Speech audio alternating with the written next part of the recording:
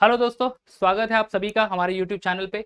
Guys हम लोग पढ़ रहे हैं स्टेट्स ऑफ मैटर, और स्टेट्स ऑफ मैटर में हमने प्रीवियस वीडियो में सारे गैस लॉज कंप्लीट कर लिए थे। ठीक है, प्रीवियस वीडियो में हमने आइडियल गैस इक्वेशन और डिटेल आइडियल गैस इक्वेशंस को मोलार मास से कैसे रिलेट करता है, ठीक है, एवरीथिंग वी हैव स्टडीड। अब आज का टॉपिक जो बच्चों हमारे वीडियो में है that is Dalton's law of partial pressure, और उसके बाद हम लोग kinetic molecular theory of gases. ये दो टॉपिक आज के वीडियो में हम लोग कवर करेंगे। ठीक है बच्चों, तो शुरू करते हैं without wasting a time. That is Dalton's law of partial pressure. So guys, Dalton's law of partial pressure क्या एक्सप्रेस करता है? अगर कोई भी गैस है समझ लो, एंड नॉन रिएक्टिंग गैसेस है, mixtures of gases, and those gases are non reacting, यानी रिएक्ट नहीं हो रहे, राइट? तो फिर इंडिविजुअल वेपर प्रेशर जो है या फिर इंडिविजुअल प्रेशर जो है पर्टिकुलर गैस का, वो कैसे एक्सप्रेस होगा ये बताएगा Dalton's law of partial pressure. ठीक है, so what is the statement of Dalton's law of partial pressure? देख सकते हैं बच्चों, total pressure of a mixture of two or more non-reactive gases is the sum of partial pressure of the individual gases in the mixture। इसका मतलब ये है बच्चों, अगर कोई भी अगर गैस सिलेंडर है हमारे पास और उसमें नॉन रिएक्टिंग गैसेस बचे हैं, ठीक है, तो जो भी कोई टोटल प्रेशर एक्सर्ट करेगा, गैस नेचुरली प्रेशर एक्सर्ट करेगा because they are in random motion, तो वो कोलाइड होंगे एक दूसरे के ऊपर, वो वॉल्स ऑफ द कंटेनर के ऊपर कोलाइड होंगे और उसकी वजह से प्रेशर एक्सर्ट करेंगे, राइट? तो जो भी प्रेशर एक्सर्ट करेगा, टोटल प्रेशर जो होगा बच्चों, ये total pressure is the sum of the partial vapour pressure और partial pressure of individual gas. ठीक है, partial pressure of individual gas यानी जितने भी नंबर ऑफ गैसेस हैं उन सब का प्रेशर मिला के आपको टोटल प्रेशर मिलेगा। That is all about Dalton's law of partial pressure. So with the help of Dalton's law of partial pressure अगर हम लोग मैथमेटिकली लिखना है तो कैसे लिखेंगे इसको? P total, P total that is total pressure. क्या है statement? See, the total pressure is the sum of partial pressure of the individual gases. Consider करेंगे हमारे पास तीन गैसेस है या मोर देन थ्री गैसेस है, so P total is equal to P1 plus P2 plus P3 plus so on. So this is the guys, the mathematically we can write the Dalton's law of partial pressure। जो भी total pressure होगा of a mixture of a gas or a non-reacting gas which enclosed in a cylinder, that is nothing but the sum of the individual pressure present of the gases। ठीक है, that is all about Dalton's law of partial pressure। समझ गए दोस्तों? एक one more time बताना है Dalton's law of partial pressure क्या कह रहा है? Total pressure of a mixture of two और more non reacting gases is the sum of partial pressure of the individual gas in the mixture। यानी total जो pressure होगा, अगर non reacting gas हमने एनक्लोज कर लिया किसी सिलेंडर में, तो वो जो टोटल प्रेशर होगा वो टोटल प्रेशर हमें मिलेगा जब हम लोग हर एक इंडिविजुअल गैस का प्रेशर एड ऑन कर लेंगे। ठीक है, टोटल प्रेशर मिलेगा जब हम हर एक इंडिविजुअल गैस का प्रेशर एड ऑन कर लेंगे, तब हमें टोटल प्रेशर मिल जाएगा। ये कह रहा है Dalton's law of partial pressure. Done. अब चलो आगे बढ़ लेते हैं। नेक्स्ट टॉपिक है हमारा that is partial pressure and the mole fraction. अब पार्शियल प्रेशर यानी इंडिविजुअल प्रेशर है किसी भी पर्टिकुलर नॉन रिएक्टिंग गैस का, वो किस कैसे रिलेट करता है मोल फ्रैक्शन के साथ। मोल फ्रैक्शन तो हमने बच्चों पढ़ी लिया है ऑलरेडी सेकंड चैप्टर में। ठीक है, mole fraction is the ratio of number of moles of a substance divided by total number of moles of a substance. ठीक है, अब बच्चों यहाँ पे इस पर्टिकुलर इक्वेशन को लर्न करने के लिए, आई मीन ये रिलेशनशिप को लर्न करने के लिए हम लोग ले लेते हैं आइडियल गैस इक्वेशन ओनली। पहले स्टार्ट कर लेते हैं आइडियल गैस इक्वेशन से ही। क्या है हमारा ideal gas equation? PV is equal to NRT. ठीक है, अब इसी को रीअरेंज कर लूंगा इस इक्वेशन को, तो मुझे मिल जाएगा P is equal to NRT upon V, right? ये रीअरेंज करके इक्वेशन मिल गया। अब बच्चों यहाँ पे देख लो, डाल्टन्स लॉ का ही हेल्प ले लेंगे हम लोग। समझ लो हमारे पास मिक्सचर ऑफ गैसेस है। एक गैस है जिसका प्रेशर है P1, दूसरा गैस है उसका प्रेशर P2, तीसरा गैस है उसका प्रेशर P3। तो we are going to write the above equation. कौन सा वाला? That is ideal gas equation for that first gas, second gas as well as third gas. ठीक है, तो P1 is equal to N1 यानी number of moles of that gas into RT divided by V। ये समझ में आ गया? Similarly we can write P2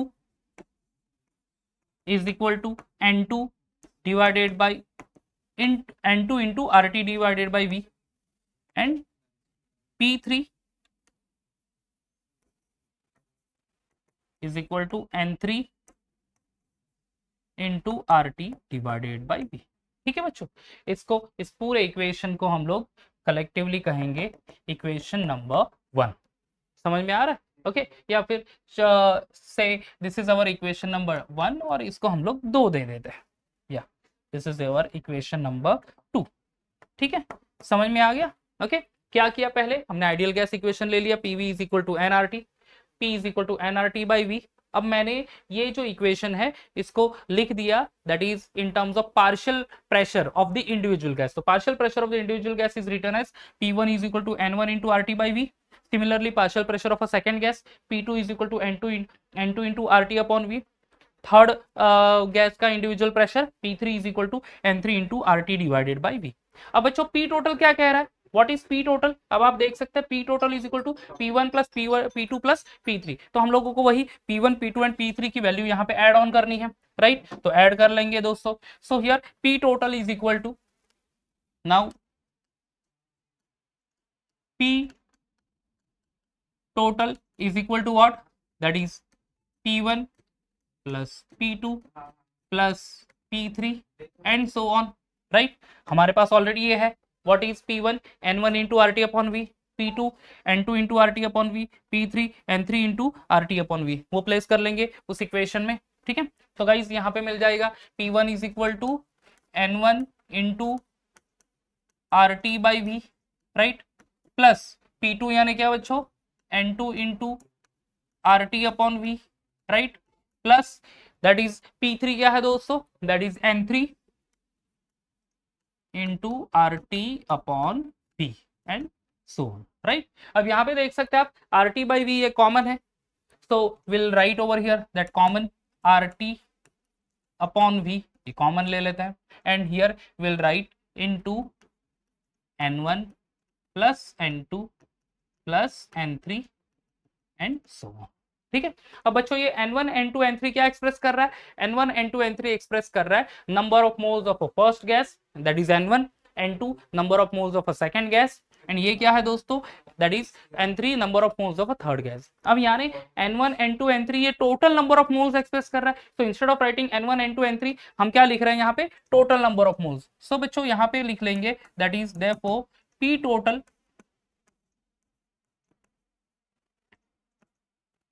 is equal to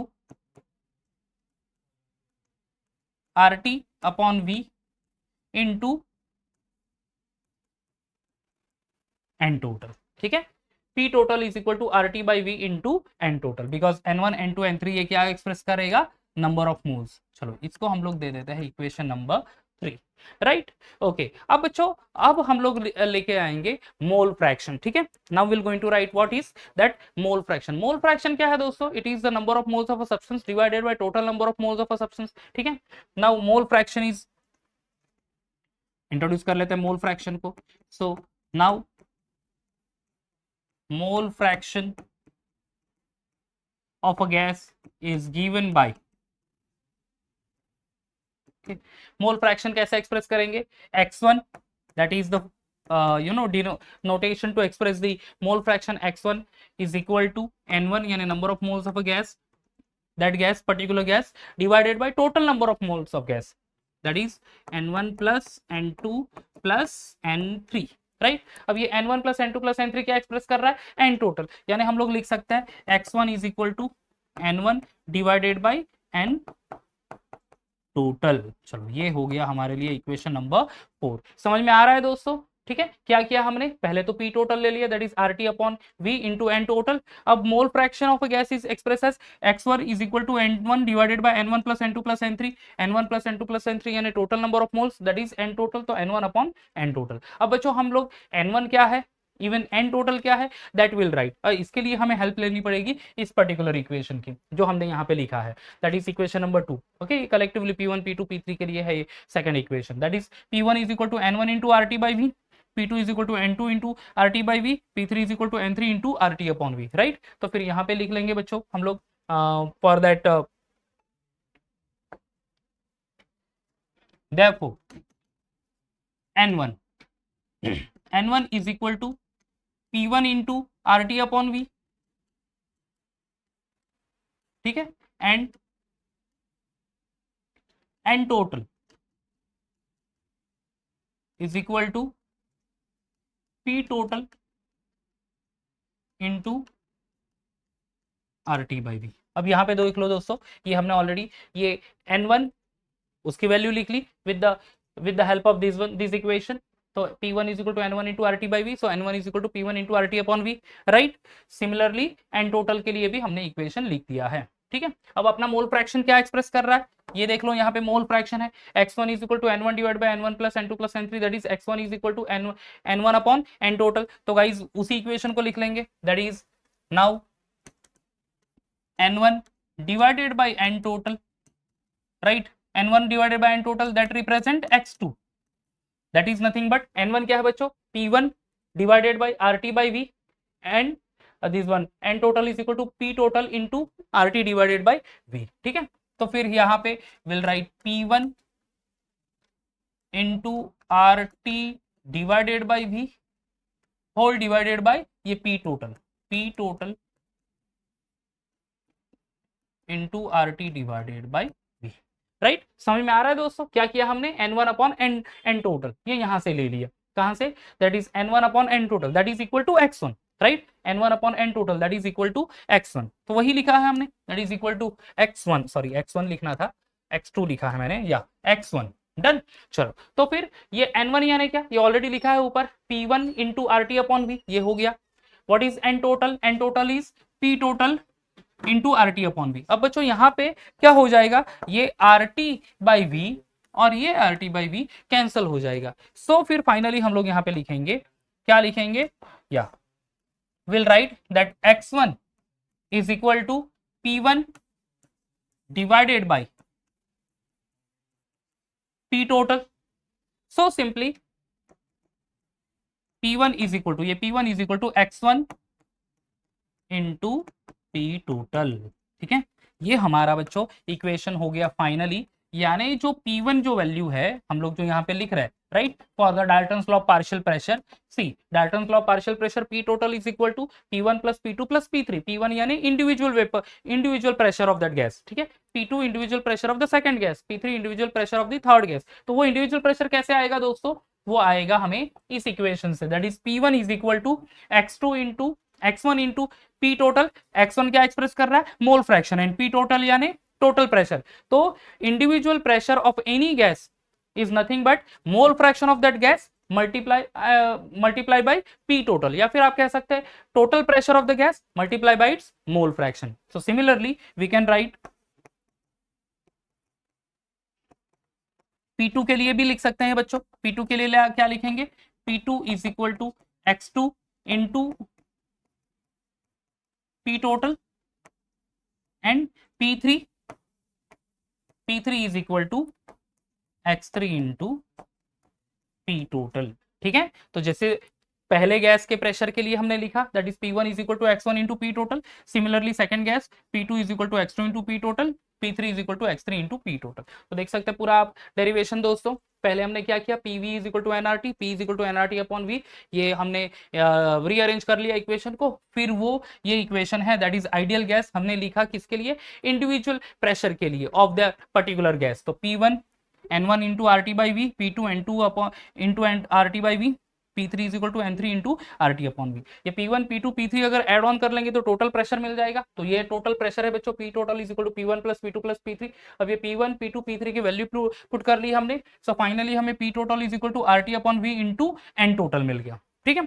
अब हमने कंसिडर किया mole fraction of that gas, mole fraction that is x1 is equal to number of moles of that gas divided by total number of moles. तो number of moles n1, total number of moles, तीन gas है समझ लो, तो n1 plus n2 plus n3, तो that is n1 upon n total. अब यहाँ पे n total है दोस्तों, ठीक है, तो उसी को हमें यूज करना, इवन n1 के लिए भी हमने वैल्यू लिख ली, that is n1 is equal to P1 into RT upon V and n total is equal to P total into RT upon V। अब बस ये n1 by n total that is equal to what, x1 यानी mole fraction, वो ले लिया हमने, ये यहाँ पे देख सकते हैं आप, n1 upon n total is equal to x1, but n1 क्या है, P1 into RT upon V, n total या P total into RT upon V, तो RT by V, RT by V will get cancel. Finally ये n1 by n total that is x1, तो x1 is equal to P1 divided by P total, okay, cross multiply कर लेंगे तो P1 is equal to x1 into P total, ये individual pressure of first gas, similarly P2 is equal to x2 into P total, individual pressure of second gas, P3 is equal to x3 into P total, individual pressure of third gas, ठीक है दोस्तों। तो ये clear हो गया है। चलो, तो that is all about partial pressure and the mole fraction. तो Dalton's law of partial pressure भी हो गया, partial pressure and mole fraction का रिलेशनशिप भी कंप्लीट कर लिया। अब हमारा फाइनल टॉपिक बचेगा इस वीडियो का, that is kinetic molecular theory of gases. कुछ पोस्टुलेट्स लर्न करना है दोस्तों हमें kinetic molecular theory of gases के, राइट। तो kinetic molecular theory of gases के पोस्टुलेट्स क्या है, वन बाय वन डिस्कस कर लेते हैं। चलो, number one, okay, that is this particular theory is nothing but the characteristics of a gas. But यहाँ पे गैस जो ऑलरेडी रैंडम मोशन में है तो फिर उसकी काइनेटिक एनर्जी क्या होगी ये भी एक्सप्रेस करता है दोस्तों, ठीक है। So according to this kinetic molecular theory of gas, the postulates, first postulate is the gas consist of a tiny particle. कोई भी पर्टिकुलर गैस है तो उसके पास क्या है, उसके पास टाइनी पार्टिकल्स होंगे। टाइनी पार्टिकल्स कौन से होंगे, those particles are present in the form of molecule या फिर in the form of atom, यानी मॉलिक्यूल्स तो है एंड एटॉमिक फॉर्म में भी है। अब बच्चों शायद क्वेश्चन ये रेज होगा कि यस गैस तो ज्यादातर मॉलिक्यूलर फॉर्म में होते हैं, chlorine Cl2, hydrogen H2, oxygen O2, ozone O3, ठीक है। बट डायटोमिक या पॉलीएटॉमिक गैसेस हो सकते हैं, राइट। मोनोएटॉमिक गैस है क्या कोई, एटम क्यों कहा गया तो फिर मोनोएटॉमिक गैस नहीं होते तो मोनोएटॉमिक गैस होते हैं दोस्तों नोबल गैसेस है, helium, neon, argon, krypton, xenon, radon, सारे के सारे क्या है दोस्तों नोबल गैसेस है, जिसमें मोनो एटॉमिक गैस कहेंगे। इसका मतलब है सिर्फ उस गैस में सिर्फ एक ही एटम है, तो इसीलिए every gas contains the tiny particle, वो tiny particle in the form of molecule होगा या फिर in the form of atoms हो सकते हैं। डन, पहला पॉइंट क्लियर हो गया। चलो second one, on an average gas molecule remain far apart from each other, ठीक है। तो गैस मॉलिक्यूल एक दूसरे से बहुत दूर रहते हैं and because of that gas molecules are highly compressible, ठीक है। वो क्या है बच्चों, हाईली कॉम्प्रेसिबल है। That is the second postulate of kinetic molecular theory of gases. According to kinetic molecular theory of gases, gases particle क्या रहेंगे, बहुत दूर दूर जितने हैं, क्यों, क्योंकि वीक फोर्स ऑफ अट्रैक्शन है दोस्तों, राइट। अट्रैक्टिव फोर्स बहुत ही वीक है। हमने ये स्टेट्स ऑफ मैटर के स्टार्टिंग में ही हमने force of attraction, intermolecular force of attraction solid में कैसा होता है, गैस में कैसा होता है, लिक्विड में कैसा होता है, ये हमने डिस्कस किया था। अगर आपको ध्यान होगा तो intermolecular force of attraction in gases particle is very much laser, तो इसलिए गैसेस पार्टिकल बहुत दूर होते हैं, दूर होंगे तो उनको पास लेके आ सकता है अगर हमने प्रेशर इंक्रीज कर दिया, अगर हमने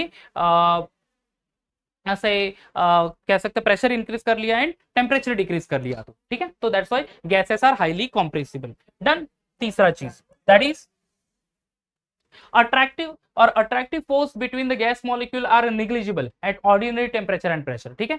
देखो हाईली कॉम्प्रेसिबल है, इसी का मतलब क्या है कि अट्रैक्टिव फोर्स जो है between the gases particle highly negligible है at room temperature as well as pressure. Normal temperature पे, एटमॉस्फेरिक प्रेशर पे फोर्स ऑफ अट्रैक्शन ना के बराबर है, that is the reason why they are highly compressible. That is also the third point, ठीक है। And as attractive force बहुत ही कम है, नेग्लिजिबल है, तो फिर बच्चों क्या होगा, so as a result gas expand to occupy entire volume of the container, ठीक है। इसका मतलब ये है कि gases particles occupy the entire volume of the container. अगर आपके पास एक सिलेंडर है, गैस सिलेंडर, जिसमें 1 लीटर गैस है, अब वो बड़ा एक 10 बाई 10 का रूम है समझ लो, और वो पूरा गैस हमने रिलीज कर लिया इनटू दैट 10 बाई 10 रूम, तो बट वो पूरा का पूरा वॉल्यूम एक्वायर कर लेगा, 10 बाई 10 रूम का वॉल्यूम जो है वो पूरा एक्वायर कर लेगा 1 लीटर ऑफ अ गैस, यानी 1 लीटर के गैस सिलेंडर में भी उतना ही गैस रहेगा, एंड जो पूरा एक बड़ा सा रूम होगा समझ लो गैस चेंबर है, तो उसमें हमने वो 1 लीटर गैस रिलीज कर लिया, तो वहां पे भी वो पूरा ऑक्यूपाई हो जाएगा, ठीक है। इसका मतलब ये है कि जो अट्रैक्टिव फोर्स है वो हाईली नेग्लिजिबल अट्रैक्टिव फोर्स है, and that's why gas expand होंगे और पूरा एंटायर वॉल्यूम जो कंटेनर का है वो एक्वायर कर लेगा। Done, next is gas molecule are in constant motion. Gases molecule force of attraction ना के बराबर है, समझ लो ये दो गैसेस पार्टिकल, अट्रैक्टिव फोर्स कुछ नहीं, तो यहाँ वहां ये घूमते रहेंगे, ठीक है। So gases molecules are in random motion, random motion में है दोस्तों, तो फिर वो क्या होगा कि रैंडम मोशन की वजह से वो एक दूसरे के ऊपर कोलाइड होंगे, वॉल्स ऑफ द कंटेनर के ऊपर कोलिजन होगा, और उसके वजह से वो गैसेस पार्टिकल प्रेशर भी एक्सर्ट करेंगे। तो वही एक्चुअली फिफ्थ हमारा पॉइंट है, that the pressure of a gas is due to the collision of a gas particle with the walls of the container, ठीक है। यहाँ पे देखो फोर्थ पॉइंट अगर आप ध्यान दे दो तो gas molecule are in constant random motion, random motion में है तो मोशन की वजह से एक दूसरे के ऊपर भी कोलिजन होगा, जो कंटेनर है उसके वॉल्स के ऊपर भी वो कोलिजन होगा, ठीक है। यानी वो क्या करेगा, फोर्स अप्लाई करेगा on a particular area. ठीक है, so force acting on a unit area, that is called as a pressure actually. So the gaseous particle exert the pressure. So the pressure of a gas is due to the collision. ठीक है, pressure किसकी वजह से है? Collision की वजह से। और कोलिजन क्यों हो रहा है? क्योंकि वो रैंडम मोशन में है, वो कंटिन्यूस मोशन में होता है। डन।